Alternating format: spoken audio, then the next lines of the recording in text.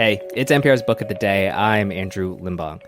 I was an NPR producer mixing arts and culture pieces for the radio at the height of the Hamilton craze.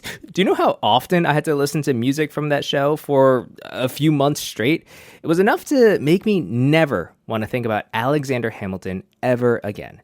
Which is a shame, because the guy had some interesting ideas worth considering. Take, for instance, his opinions on debt and what debt can do for a country. Historian William Hogeland has a book on that very topic called The Hamilton Scheme, an epic tale of money and power in the American founding. And in this conversation with NPR Steve Inskeep, they upend some conventional wisdom about who has the power when someone lends money to the U.S. government. That's ahead. This message comes from NPR sponsor Sony Pictures Classics with Daddy-O, a new film starring Dakota Johnson as a young woman who hails a cab and Sean Penn as a seasoned cabbie, taking a journey of discovery on a trip from JFK to NYC. Daddy-O is now playing only in theaters.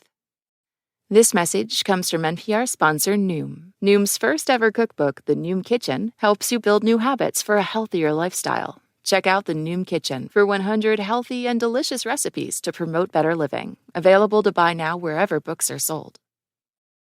The historian William Hogeland set out to write a book about Alexander Hamilton, a founding father many Americans think they already know. It's sort of more like, well, he had a marriage, he had an extramarital affair, he was killed in a duel. Those are big plot points in the long-running musical Hamilton. And I am not thrown away my shot. I am not thrown away my shot. Hogeland's new book dwells on something the musical mentions, but not in detail. It was Hamilton's plan as the first Secretary of the Treasury under President George Washington.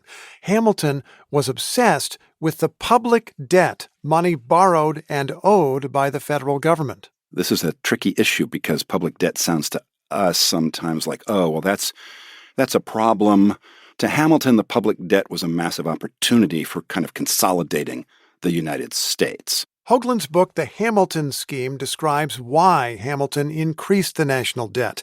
He got the federal government to take over the debts of the original 13 states. The U.S. took over paying those loans the states had taken out during the American Revolution. Rich Americans had loaned much of the money, and Hamilton wanted to bind that wealthy class to the new nation.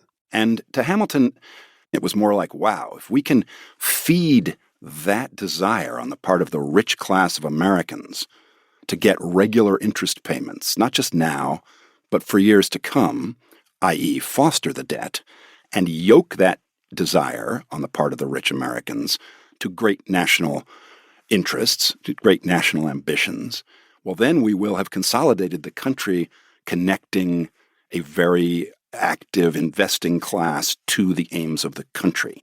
I want to say out loud an underlying idea here that I think I don't always understand, and maybe a lot of people don't. When someone loans money to the government, we may think they then have power because the government owes them money. You're saying it may actually work the other way. The lender may become dependent on the government because they're getting payback from the government and they need it. Yeah, this is what the vision kind of was.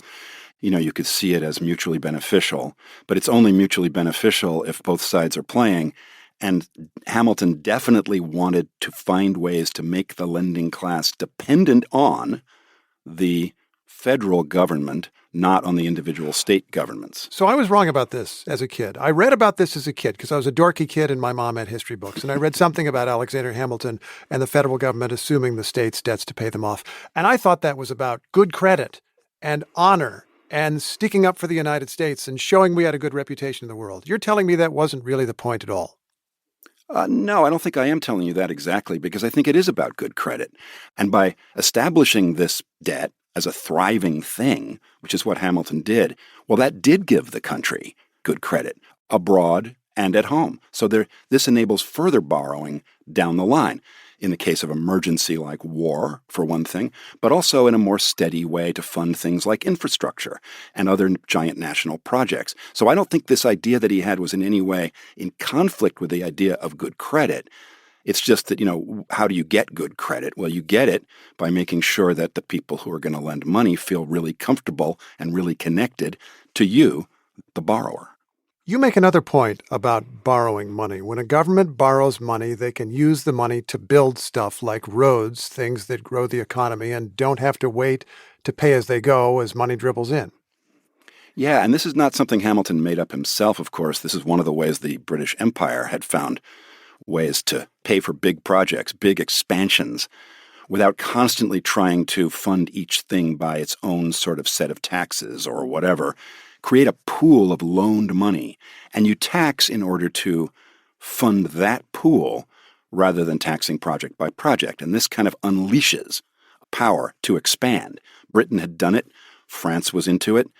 Hamilton found ways to do it in a different kind of country, to fund roads and infrastructures, to fund wars, to fund expansion into the territory of indigenous people, and all the other things the United States was into at that time. So let me ask about current events in this context, because I just looked it up, and one recent figure for the U.S. national debt, this is money owed by the federal government that we have to pay back over time, was recently $34 trillion, which is an awful lot of money, and people sometimes very fiercely criticize that. When you think about Hamilton's principles, as well as his opponents, and you try to think about that huge debt we have today, are there ways that a giant debt can be good?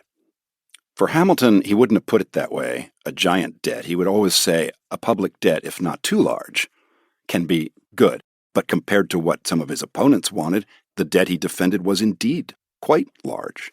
I'm also thinking of another aspect of this that maybe applies in principle to the present day. We're in a situation where China has loaned the United States enormous amounts of money by buying U.S. government bonds. We often have a public discourse where we feel that China has influence over the United States. Is the opposite also true? China has an interest in the success of the United States because their money is over here. Right. Again, looking at that from a Hamiltonian point of view, yeah, I think so. I think from a Hamiltonian point of view, you want foreign investors. That's one reason you're trying to establish good credit generally, is to be able to get those people interested. I think there are resonances and echoes that the 18th century formation of the country can help us think about. After immersing yourself in Hamilton, did you come away liking the guy? Like is people read some of my stuff about Hamilton and they think, people think I hate him because sometimes they read stuff that he did and they think they hate him because they're reading about it. And they think this guy must hate Hamilton. I don't know if like's the right word. There's no way I could have spent this kind of time with the character that I hate. I was into him, before the musical made him a giant cultural phenomenon. And I'm into him now. And the more I look into him, the more fascinating I find him, the more complicated and compelling. And that's what I'm trying to kind of bring out. William Hogeland is the author of The Hamilton Scheme, an epic tale of money and power in the American founding. Thanks so much. Thank you, Steve. It's been really fun. And I am not throwing away my shot. I am not throwing away my shot. I'm just like my country. I'm young, scrappy. This message comes from NPR sponsor Mint Mobile. From the gas pump to the grocery store, inflation is everywhere. So Mint Mobile is offering premium wireless starting at just $15 a month. To get your new phone plan for just $15, go to mintmobile.com/switch.